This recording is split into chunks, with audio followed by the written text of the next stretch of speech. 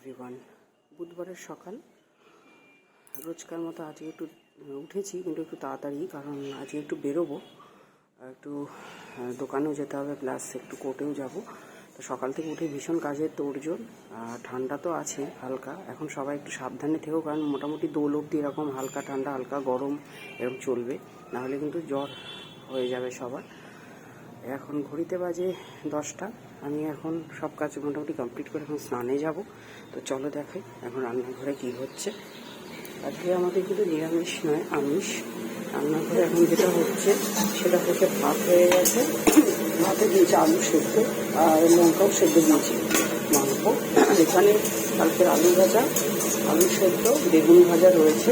আর এটা হচ্ছে চিংড়ি মাছ দিয়ে পুঁই শাকের চচ্চড়ি, যেটা কুমড়ো, শিম সমস্ত কিছু দিয়ে করা হয়েছে। এখানে হচ্ছে বাড়ির নোটে শাকগুলো তোলা হয়েছে, সেগুলো এখন ভাজা হচ্ছে। আর হবে পরে ওই বাঁধাকপিটা হবে, আর ওই যে ডাঁটা রয়েছে ডাঁটা দিয়ে মাছের ঝোল হবে, সেটা পরে হবে। এখন শাক ভাজাটা হয়ে যাক, তারপরে বাঁধাকপিটা হবে। তো তোমরা কারা কারা বাঁধাকপি দিয়ে ভাত খেতে ভালোবাসো আর এরকম নোটে শাক ভাজা ভালোবাসো অবশ্যই জানিও। আর ডাঁটা দিয়ে আলু দিয়ে মাছের ঝোল কি তোমরা খাও, সেটাও কিন্তু আমায় জানিও। কেমন? টাটা।